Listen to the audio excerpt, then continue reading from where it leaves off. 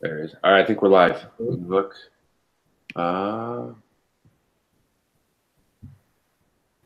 Yeah, we're good.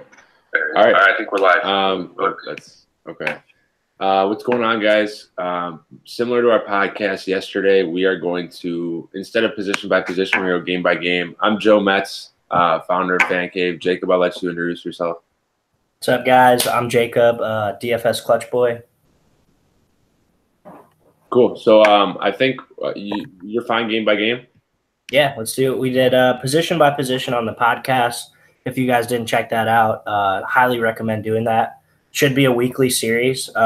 Missed out on doing it week 2, but should be good to go week by week. And we're looking to get some special guests on that. So definitely go check that out over on SoundCloud. But yeah, we'll go game by game for the live stream. Awesome. And speaking of that, I mean, we'll try and do this week by week. I know both of us have been pretty busy these last couple weekends. But if we can get guests on here, if you guys know someone that want to be on here, shoot them our way. Always willing to listen to guests. There is a chat box on YouTube. Throw your questions in there. We'll answer throughout the slate or throughout the show.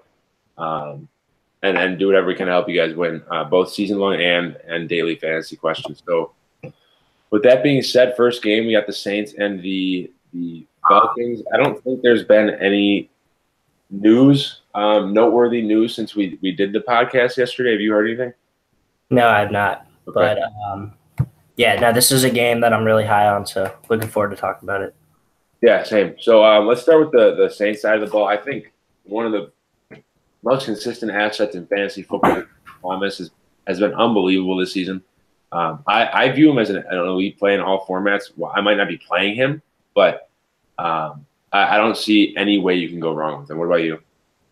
Yeah, I think Michael Thomas is a really good way to start your cash lineups this week. I think a lot of people are going to have, the debacle of are they going to go Michael Thomas, Julio, or Tyreek Hill, who comes in a little bit cheaper on FanDuel, actually. But I have Michael Thomas at the top. I mean, this guy's insane. He's got 30 targets through 2 games, and he's caught 28 balls. So his efficiency is insane, and he's also caught 3 TDs as well, which is definitely good to see. I expect this game to shoot out, and Michael Thomas is kind of my starting point with this game. Yeah, I like it. I think that'll be a little more, I don't want to say against the grain, but I still think people will flock towards Kamara. Even with the value at running back, I think the stigma around him is that he is kind of a lock and load every week. And personally, I don't have him in a single lineup except on draft this week. Yeah, I'm also without Kamara. I do like him, though. There's no reason for me to really be fully off of him. It's just kind of a volume thing with him and Gurley. Yeah. And this matchup really sets up nicely for Gurley. So it just kind of makes me lean that way.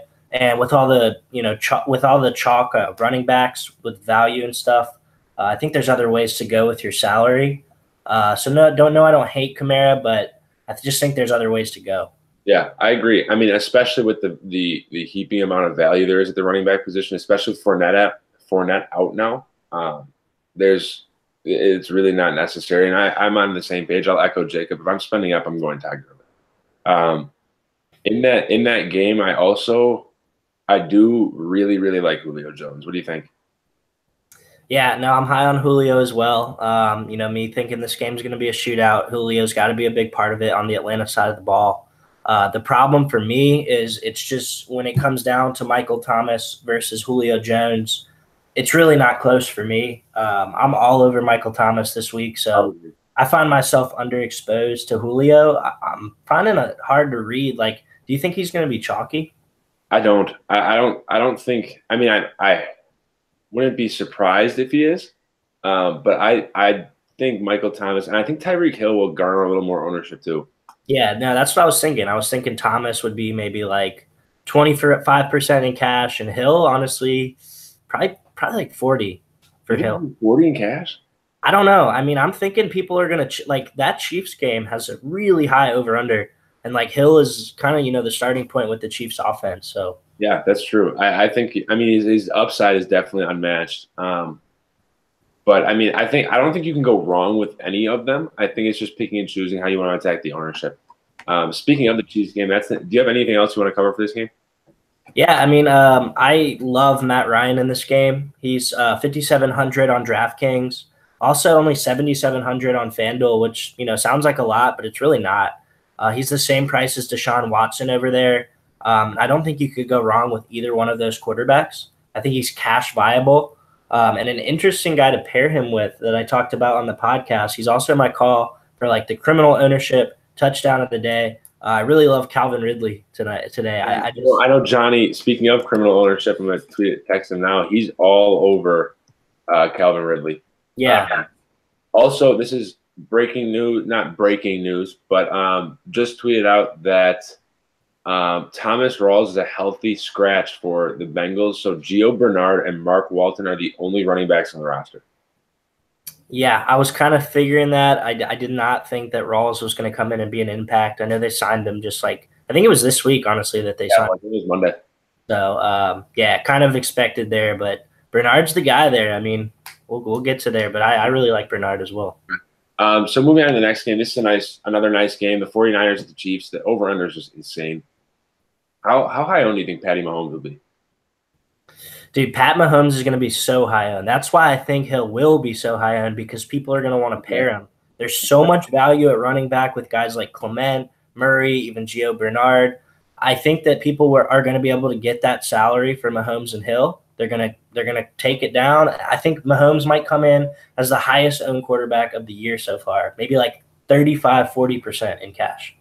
Yeah, I can see it, and I mean, his ceiling is obviously there, and we've seen that through 2 weeks. I don't know if this is the week for regression. It's certainly not the matchup for it, but I don't mind fading him. 8,900, I think you can get a couple quarterbacks with a very similar range of outcomes for much, much less. Deshaun Watson be my personal favorite. But I also, one player who I think is a little against the grain in this game, Sammy Watkins is only 6,200 on FanDuel. I think that's dirt cheap for exposure to that Chiefs offense. Yeah, no, I totally agree. This morning I've come on to him a lot more. I mean, he is really, really cheap. 6,200 FanDuel, I think you said, and then I think he's 5,100 over on DraftKings. Yeah, he's absolutely dirt cheap. And speaking of DraftKings, Kareem Hunt's only 6K on DraftKings. Yeah, like and Travis Kelce is cheaper than Zach Ertz on DraftKings as well. Where on FanDuel he's $500 more. So, I mean, DraftKings you can really get exposure to this game. Mahomes being only 7K over there is just. I mean, I've actually got Mahomes over there. I'm not gonna lie. Like I wanted some exposure, so I had to get it over on DraftKings. Yeah, I like it. I don't. My one issue with Kareem Hunt on DraftKings is he's only been targeted 2 or 3 times through 2 games. So obviously on a full PPR site that doesn't help. But at 6K, I mean, his ceiling is unbelievably high for a player priced that low. Yeah. What do you think of the other side of the ball, like Jimmy G and like George Kittle, the rest of the 49ers? I mean, so this game's supposed to be so high scoring, right? It's a 56 over under. So, I mean, that's going to force Jimmy G to throw the ball. We saw last week his ceiling kind of got limited with that Matt Breida run and just kind of him taking over that offense in general. But, hopefully Jimmy G watches the game tape. We talked about it on the podcast. But Jesse James ate this Chiefs defense up, and Eric Berry is still not healthy. There's going to be a lot of room up in the middle of the field. I think you get Kittle really low owned again. Last week, because last week he was mad chalk, he busted, and that's the way that chalk works. Like he was chalk this week, and he busted, and then no one's gonna play him, but it's the same position, if not even better. Yeah, I completely agree, and I think that's a good way to kind of go against the grain. With Ebron being the likely chalk at tight end, I think Kittle's a very good spot. I still think Kittle will be probably 15 to 20% owned, but not near the 40 or 50 he was last week. Speaking of Matt Breida, I think he's pretty cheap on DraftKings as well for his upside in the passing game.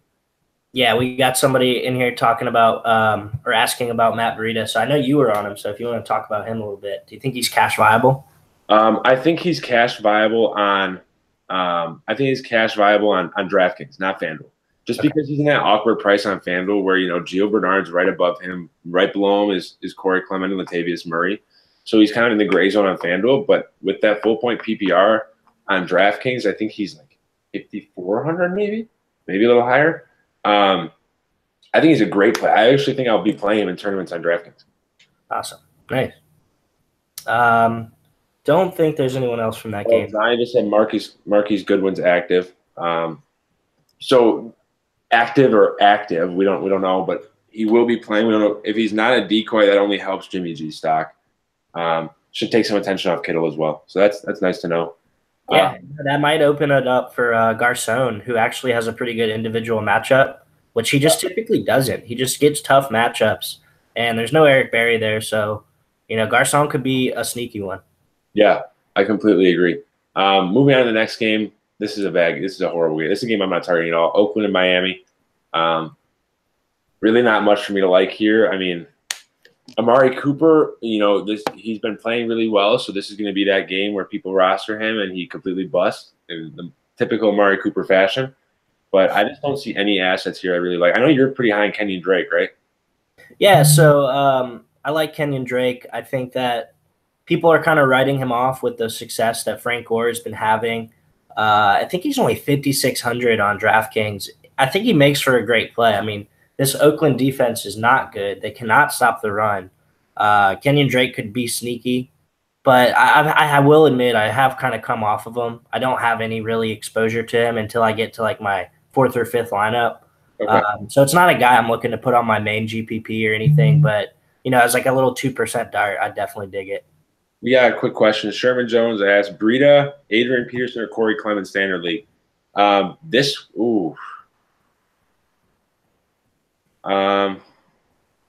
want to say Clement, but I was about to say because he's chalky, but this is obviously season long. Of those three, I think Peterson's my least favorite. Those three. Yes. I would probably just play Clement personally. Yeah. Seems safe. In standard, at least. Breida, you're not getting those PPR points in standard, so that's actually a very good point. So Corey Clement's probably our vote. Let me double check. One other guy to kind of touch on in this game is I don't have these stats in front of me, but I know I talked about it in week 1, how awful this Miami run defense truly is and how they got just absolutely scorched throughout the preseason. They have looked a little better throughout the first 2 weeks, but I still am a believer that this defense is terrible. So if you want to take a dart on Marshawn Lynch, I won't be doing it personally because I don't believe in the guy's skill set, but I do think that he makes a good play this week. Yeah, I like it. And the touchdown upside's always there with Marshawn Lynch too. So moving on, Buffalo and Minnesota. LaShawn McCoy's out for this game, which while I'm not playing him, I think this makes Minnesota the number 1 defense on the slate.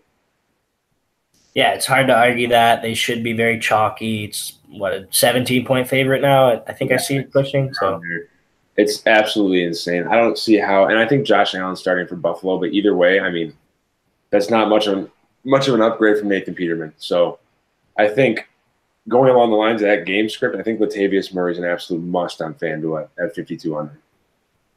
Yeah, on FanDuel, if you're playing cash games, you start with Murray. It's just a really easy spot. For 5,200, it makes so much sense. Yeah. But I do think there's warrant to fading him on DraftKings at 5,800. There's reasons. This offensive line for the Vikings is not good. It's not like Cook was out here busting anyone's chops or anything. He wasn't out here scoring 160-yard games, anything like that. But with all that aside, the script just sets up so well for Murray. Yeah, I agree. And like you said, his price on DraftKings makes him a little easier to fade.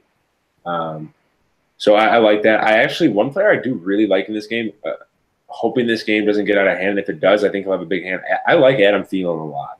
His volume has been insane these first 2 weeks. I think he's at 25 or 28 targets, 100-plus yards in both games. Kirk Cousins clearly loves him. For 8,200 on FanDuel, I think it's a great way to pivot off of Tyreek Hill to get some leverage in tournaments. Yeah, most definitely. I think that you could even pair him with Kirk. I mean, yeah, they paid Kirk to throw the ball. So, if this game somehow miraculously stays within a 7 to 10 point range, I just don't see it. That's just I don't know. This game should be over at halftime, but we'll see. If this game's not over at halftime, I'll be very, very surprised. So obviously neither of us are targeting anyone on the Bills. Moving on to the next game on the docket, we have the Colts and the Eagles. We touched on Corey Clement earlier, so you just want to kick it off with him? Yeah, Corey Clement is also kind of in this Latavius Murray spot. He's 4.3K on DraftKings, which kind of just makes him an auto free square in cash games. Honestly, even so in tournaments, I think that it's just so cheap. 5,800 on FanDuel, though, kind of is the same little Murray spot. It's switched, though. I think you can get away with fading him over on FanDuel, but I won't be. But I don't know. I've been seeing tweets popping up about his hamstring being lingering injury, and so I can fully get on board with the Corey Clement fade. I'm fine with that. But cash game strategy, I don't think it'd be wise to fade him in cash games, knowing that his ownership is going to be through the roof. So if he gets 100 yards and a touchdown or two, like you're playing from behind. So this play for me in cash is more about kind of chasing the chalk and the ownership, which I'm not a big fan of, but sometimes you just need to do it. Yeah, and the thing is about Clement, like he can catch the ball, and the Eagles are without obviously Mike Wallace, Alshon Jeffrey, and obviously Ajayi and Sproles. So their offense is limited, and Wentz is coming back, and he's going to want to throw the ball. So yeah, and speaking of the Eagles passing game, I personally have Nelson Aguilar as an absolute lock in all formats, every site. Yeah, I agree. I think this Colts secondary is terrible. Aguilar's price is about $2,000 too cheap. It's absolutely. I think he's what, 61 on DraftKings, is he? 61 on DraftKings and 66 on FanDuel. Yeah, I absolutely love that play. And then to take along with that, I love Zach Ertz too. I think obviously, paying $7K for a tight end isn't ideal, but when you're getting a tight end like Zach Ertz, I love that play. I love Zach Ertz today. I mean, the Eagles are gonna score touchdowns, and Zach Ertz is getting in the end zone today. I love Zach Ertz, and it makes sense for me because I there's this chalky tight end guy we'll talk about later, but I always love fading the chalky tight end. So I didn't do it last week with Kittle, and look at what happened. So. Yeah, that's true. I mean, and then other side of the ball, we can get to that chalky tight end right now. I mean, I think Eric Ebron, while he might not be technically starting, he will be the primary route running tight end for a team that runs a lot of two tight end sets. I think he's shown his touchdown upside in the last 2 weeks. He has a touchdown in each game, but yardage has been a bit of a concern with Jack Doyle out, though. I think that'll go up, and I think he'll be a chalky tight end. Yeah, I mean, there's no way around it. He's a good play. I'm not going to talk you off of him, but it's just, chalk spots for tight ends, they typically bust. Like, that's kind of my reasoning for wanting to get around him, but I'll definitely have some exposure. I mean, DraftKings, he's 3,800, so it's hard there. If you find tight ends that cheap, that's the route you go on DraftKings. Right. The rest of the Colts offense, I'm pretty off of. I don't know about you. Yeah, I wanted to look into T.Y. Hilton, but there's just so many other wide receivers in better spots up in that range. So I'll stay away from the Colts, other than LeBron.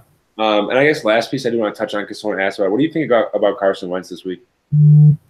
Yeah, I've seen him gaining a lot of interest, and frankly, I just don't have it. He's coming back this week. It's just not a risk I'm willing to take. I tend to play it safer, especially at the quarterback position. I try to get a more safe quarterback, but I definitely see it. I mean, what do you think? Yeah, I see the appeal, but I don't think it's a necessary risk to take in cash games, given the fact that Blake Bortles is below him, Deshaun Watson's right there. I don't really see the need. I get it in tournaments. I do. I think he's going to be airing it out, especially with the Ajayi out. But I don't think it's a risk I'm willing to take. First game back from an ACL injury in a cash game format where security is what you're targeting. Yep, agreed. So do you have anyone else to hit on in that game? No, that about sums it up for me. So next game, my Green Bay Packers taking on your Washington Redskins.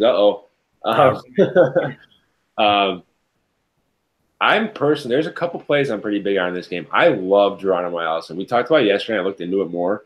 I think he is an absolute lock in tournaments. He's 5K on FanDuel. Yeah, he's cheap. He's dirt cheap. His targets are there. His you can't argue with his quarterback. Now that Aaron Rodgers is actually, we know he's playing, I think that only heightens his stock. And you got to think Josh Norman will be on Devontae Adams, I assume? Exactly. Adams will be shadowed by Norman. I think Norman might get over to Cobb a little bit, but Allison should steer clear of that completely.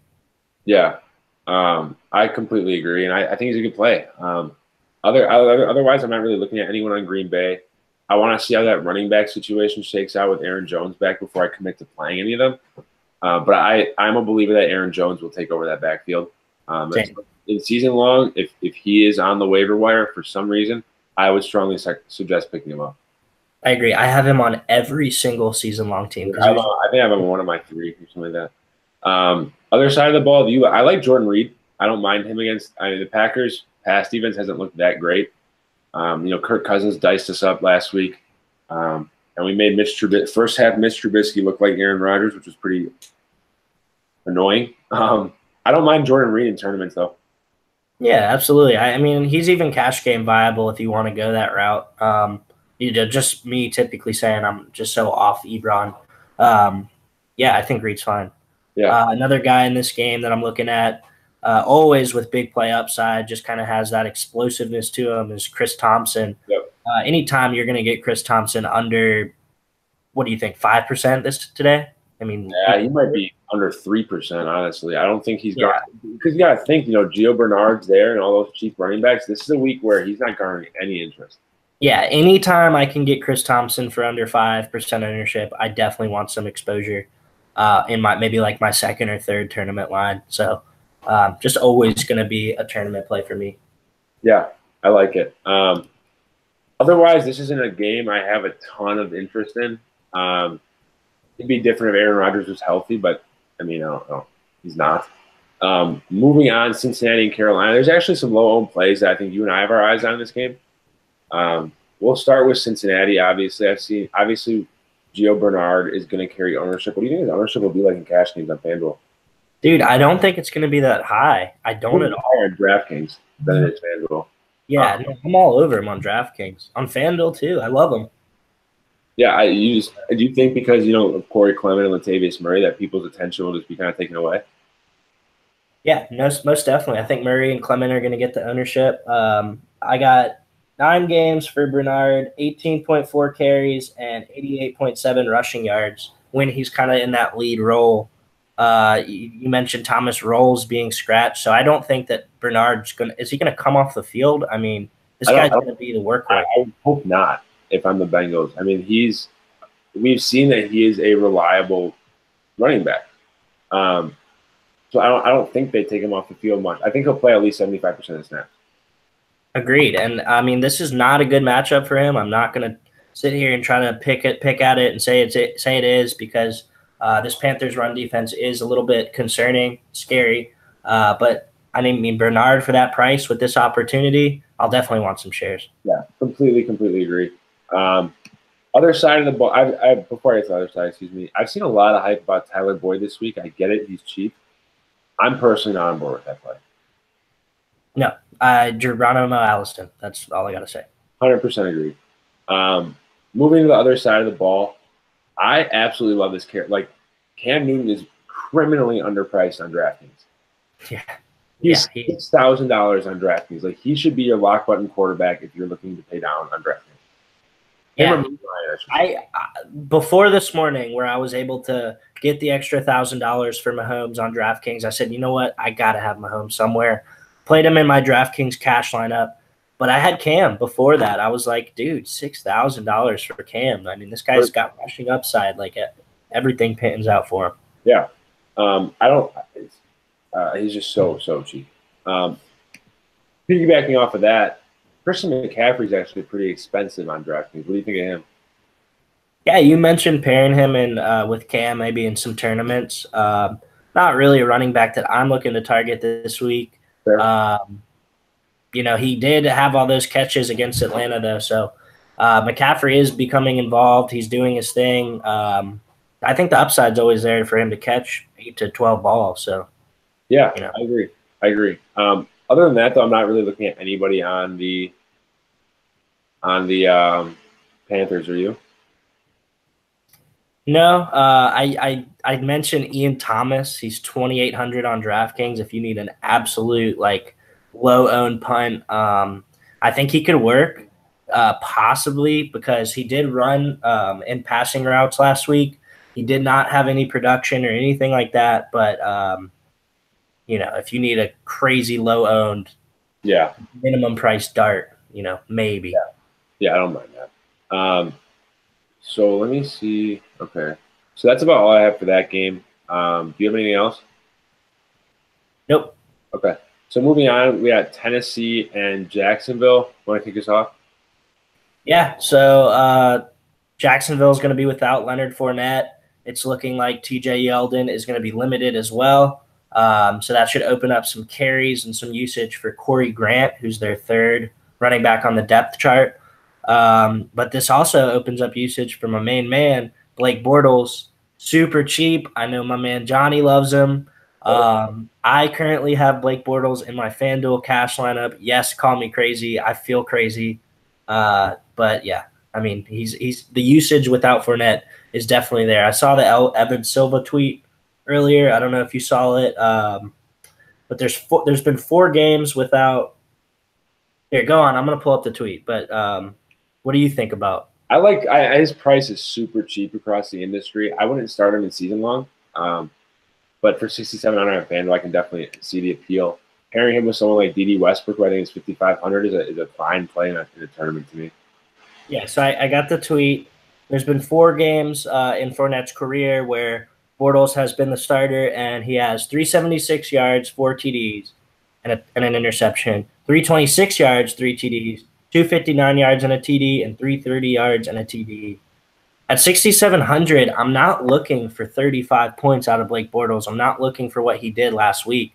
But at 6,700, if he gets me 20 points and Mahomes doesn't go off for like 50 or something crazy, I think I can do it. I think I can get away with it. So I think he's a stronger play on FanDuel than he is DraftKings, but I do like it. Otherwise, I'm not really interested in TJ Yeldon. I know he's banged up himself. And then everyone else in that passing game, Grant. I think Grant, Johnny's in the chat talking about him. He's going to have an opportunity. He got some targets last week. Not really. I know he's like 5,600 on FanDuel, so I wouldn't go there. But I'd imagine his DraftKings price is really cheap. I'm not 100% sure what it is, but he could be an interesting flyer for sure. Yeah, I don't mind it at all. Moving on, you're not interested in anyone in Tennessee, are you? I'm not, but also because of that, I like Jacksonville defense this week. If you want to pivot off the chalky Vikings, Jaguars are going to be in play for me every single week until they prove that they can't be, especially when I'm getting them at like 10% ownership. So definitely love that play. Yeah, definitely. So let me see. So next game, I believe, hold on, my thing cut off on me. What's the next 1 o'clock game? Do you have it in front of you? No, I do not. But I can. Here we go. All right. So Tennessee fade, play Jacksonville defense. The only thing for me is they're expensive. They are $5K on FanDuel. That's not cheap. But moving on, Denver and Baltimore. This is actually a game I haven't looked at much. There's just not a lot of interest here. If I'm playing someone on Denver, it'd probably be Philip Lindsay or Emmanuel Sanders on DraftKings for their passing game.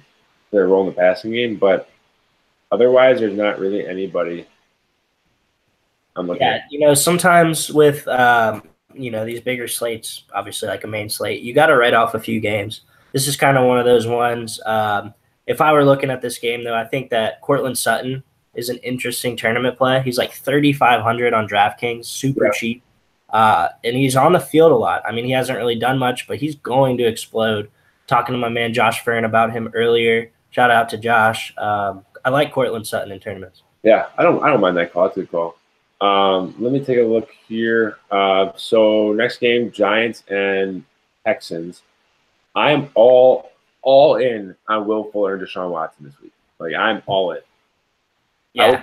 My bank account, like I'm in. They are going to produce. I'm willing to put anything out. Yeah, I dig it, man. I love Watson as well. And Fuller is kind of like my Aguilar. I mean, I think that they're both really good plays, but I think Fuller is a lock button. And I don't know how chalky he's going to be. I don't think he's going to come in at 50% owned. I think he's going to be like 20 maybe? What do you think?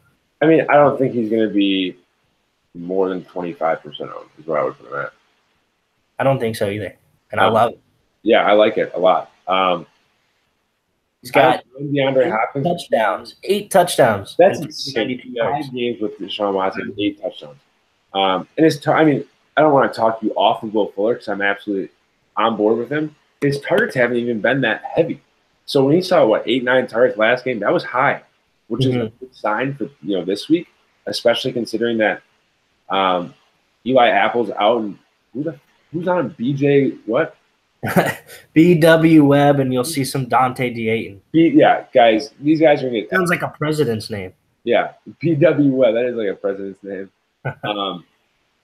Like Johnny just mentioned, there's no pass rush on the Giants' defense now, and Janoris Jenkins will be caught up with DeAndre Hopkins. Will leave Will Fuller way too open, way too often. So Watson's gonna have a year to throw the ball. So. Yeah. And the thing about Watson and Fuller is they are literally like best friends. They post on their Instagram together. They work out in the off season. They go to clubs together. Like these guys are buddy. And when Fuller's on the field, they're both better. Like that's just how it is. I agree. So I'm all in on Watson, all in on Fuller. Other side of the ball, there's nobody on the Giants that I'm targeting. I mean, I can see Odell in a tournament just because he's Odell, but I'm not on board. Yeah, Clowney's going to be back for the Texans, so that should put some pressure on Eli. I think Texans defense make an interesting pivot with Clowney and Watt getting to Eli. I think they can get a good amount of sacks. I don't think the Giants are going to put up points here, not more than 14. So yeah, no, there's no way. So looking at the next game, Chargers and Rams. The player I'm targeting most in this game is Todd Gurley for obvious reasons. I mean, he's got 4 touchdowns this season, which is awesome. He's only averaging 3.8 yards per carry, though, so you have to think his production is going to be low. And that's scary considering he's the lowest he scored is 22. Hold on, where are we? I got distracted with chat. My bad. I'm talking about Todd Gurley. Like, the lowest amount he scored through 2 weeks is 22 FanDuel points. He's still only averaging 3.8 yards a carry, so you have to think that his production is going to go up. Yeah, no, Gurley's in a smash spot. There's going to be no Joey Bosa, no Corey Ligout, or however you say it. He's like their primary run stopper over in LA. So Gurley's in a smash spot here. Talked about it on the podcast with Joe. I think that the Chargers have enough firepower in this offense to keep this game close, which will keep Gurley on the field. It'll keep him involved because let's face it, he's the best part of this offense. It's a big offense. I completely agree. And another player on that offense that I really like in tournaments, like he's a lock for me in tournaments, is Brandon Cooks. He's shown surprising consistency and rapport with Jared Goff. I know, rostering Brandon Cooks last year or the year before, the biggest issue with him was that consistency. So seeing him kind of develop that is a really, really encouraging sign. He's still, for his ceiling, I think he's at a good price on FanDuel, like 7,800 or something like that, 7,400 maybe. Yeah, you love Cooks, man. I mean, I like it too. I think that this offense is really something special, and Cooks is a guy that can get some touchdowns. So yeah, I love it. Do you like anyone on the Chargers? Do kind of like Cooper Kupp, going back on the Rams side of the ball. I think that Cooper Kupp's really cheap. He makes an interesting tournament play as well. My thing with the Rams, though, is there's just so many guys there. There's Woods, there's Kupp, there's Cooks, and obviously there's Gurley. So there's just a lot of avenues for them to move the football and score the football. So it's hard for me to pinpoint which one's going to get the work done. Yeah, I agree. So what do you think of the Charger side of the ball? Like Melvin Gordon's been unbelievably productive this year. Yeah, he has, man. I mean, Melvin Gordon's looked great. Austin Eckler's looked honestly even better in his limited touches and whatnot. Chargers offense looks good, man. I drafted Phillip Rivers in my season long really, really late, and I'm definitely ecstatic about that. But I had to give my man Bortles the spot start over there because this Rams defense is serious, man. I mean, I can't really recommend any of these Chargers guys against this Rams defense personally. Yeah, I'm with you there. I think this is the first week I'm going to go full fade on the Chargers. And that's just me. I'm sure that some will carry ownership just because of how high octane that offense can be. But I personally have 0 Chargers exposure across the board. Agreed. I think I have Melvin Gordon in like a draft league or something, though. That's a little different. So moving on, the second afternoon game, we have the Bears and the Cardinals. I'm sure a couple of the people in here, if they're still, there's like 3 of my league members in our chat right now, big Bears fans. I actually like the Bears a lot this week. So starting with Bears defense, I think they're criminally underpriced for the upside that Khalil Mack alone brings to the table. If you're a big Khalil Mack guy, so why don't you go and you can touch on him a little bit? Yeah, so the Bears went ahead and picked up this guy named Khalil Mack, who was stupidly let go of by the Oakland Raiders. And he has been a monster. I mean, we talked about it on the podcast. Like, I picture this guy being like a Monsters, Inc., like under your bed type monster when he's coming at the quarterback with his hands. I mean, this guy's just a beast. He plays with so much passion, so much heart, and he truly does make this defensive unit. I think he's absolutely terrifying. Can you imagine him running at you if you're a quarterback? No, not at all. So then I think, coupling with that Bears. And imagine if he's running at you and your name's Sam Bradford. Yeah, you're dead. You are dead. No offensive line. And I think someone just said it in the chat. Bears stack is super GPP, and I don't disagree. I think with this game script that Jordan Howard's a great play as well. I think we'll see his volume rise a little bit this week, especially with Tariq Cohen a little banged up as well. Yeah, absolutely. I have Jordan Howard on a lot of my first tournament lines, honestly. I really like him this week. This script should set up for him well. I think I have the stat somewhere, but he's been on the field for like 74% of the snaps, which is right there around the top 10 in the NFL. So he's, still that workhorse, still going to get the carries. Yeah, I like it. And then another player that I really like, I have him locked into my DraftKings lineup is Allen Robinson. He's so cheap. So cheap. I'm not a Mitch Trubisky truther, but it's really hard to not get on board with someone getting 14 targets for that cheap. Yeah, there's so many targets, and Allen Robinson is really good. Like he's made Mitch Trubisky look okay. I mean, no, he hasn't really looked good at all, but Allen Robinson is doing what he can, and he's proven to be Trubisky's favorite by far. So yeah, I like it. And then otherwise, I don't mind Trey Burton, I guess, but his lack of involvement is kind of concerned. They're not using him correctly, in my opinion. That's concerned me a little bit. But I get it. Tight end is such a thin position. Right. I mean, I get it too. I drafted Trey Burton in a few of my season longs, so just kind of waiting on him to pan out a little bit more. Yeah, agreed. Does that pretty much cover that game? Well, we did miss out on my lock button defense this week, which is the Bears. Talking about Khalil Mack, and they've gotten 10 sacks. They're forcing fumbles. They've had 2 fumble recoveries in 2 weeks. Yeah, you got an interception each week, so they're doing things. And Khalil Mack is kind of the guy rotating the wheel for this defense. Yeah, I completely agree. They're still too cheap. They're still too cheap. 4,300 is a joke. I think this actually they were cheaper than they were last week. And the Cardinals have scored, 6 points all season? 6 points in 2 games. I mean, guys, Larry Fitz is banged up. They're not using David Johnson correctly. I think they said they're going to line him up in the slot a bit, which could be a worry for the Bears defense, but not a big enough one where I'm off them at all. Yeah, I think DJ could have a good game. Probably wouldn't touch him on DFS, but, not time to worry yet in season long too much. Yeah, that's a buy low candidate, in my opinion. Yeah, because Josh Rosen's getting the thrones of this offense eventually. It could be today. There's no way I don't think there's any way Bradford starts past week 6. Yeah, that's my over-under. There's no way. So moving on, we got the Cowboys and Seahawks. Another game that doesn't individual player-wise, there's not a ton of interest for me. Do you have anything? It's Cowboys Seahawks. Zeke. I guess we can talk about Zeke a bit.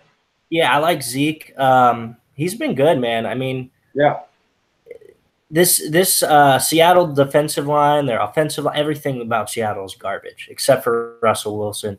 So I think that Zeke can do his thing against this defense, and he'll come in at 5%, maybe less, honestly. Cash is going to be very, very low on.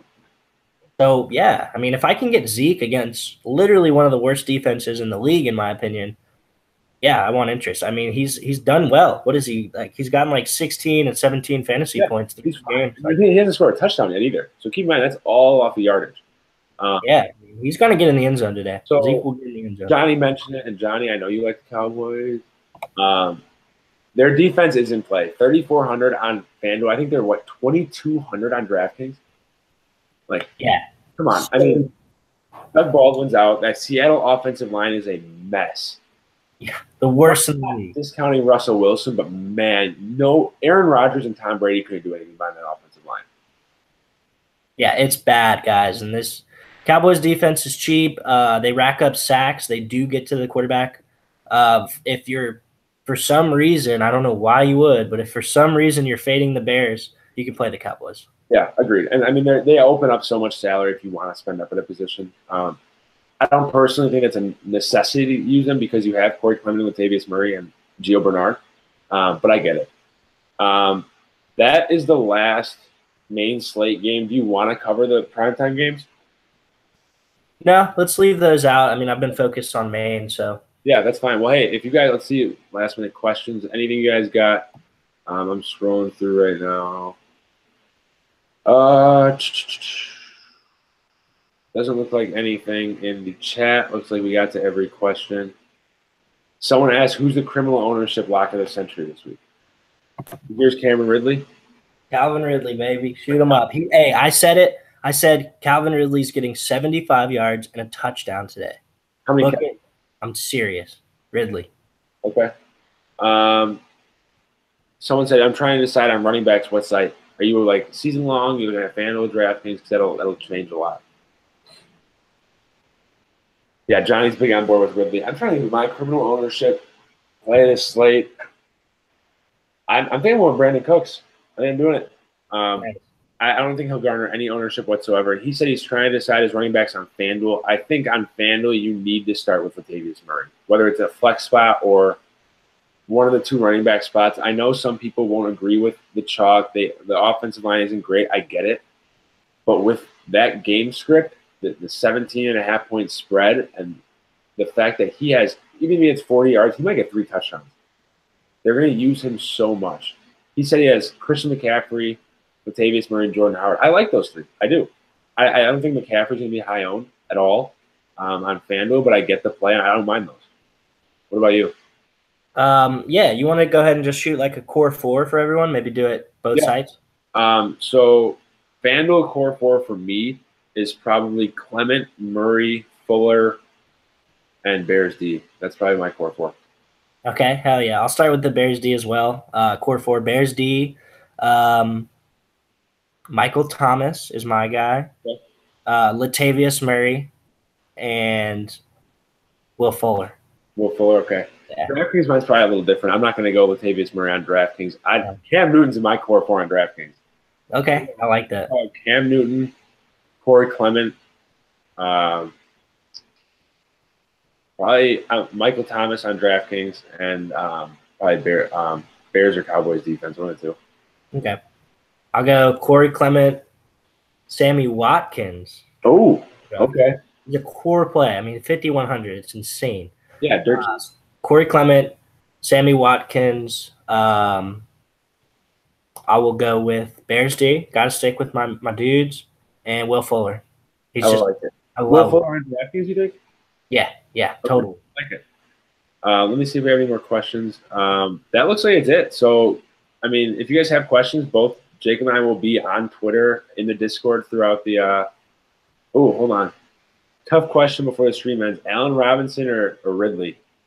That is a tough question because I know we're probably different on that. I mean, if you're talking season long and you need that safety, I think Allen Robinson. You got to go with Robinson. I mean, Ridley's a GPP guy. Not really a guy I'd look to stick in my flex in season long. But if you're talking GPP, that's my boy Ridley. I'm going with Ridley. Yeah. If you're on DraftKings, Allen Robinson. But I get that. I would prefer Ridley on FanDuel. I just think the volume for Robinson is so hard to come by that cheap. But yeah, that basically wraps it up. I mean, we'll be in the Discord. We'll be in on Twitter. What time is it? We have about 45 minutes to lock, so that's perfect timing.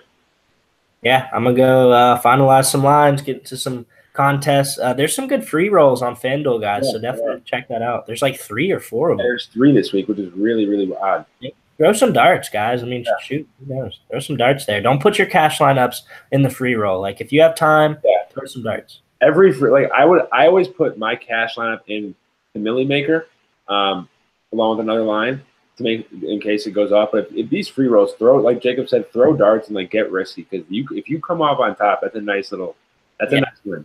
No, and one thing I'll say before the stream ends, guys, if you're going to fade these Chiefs in cash games, which I don't have a problem with, make a Chiefs stack in like a third or fourth lineup. Just throw it in some tournaments in case. Some exposure, correct.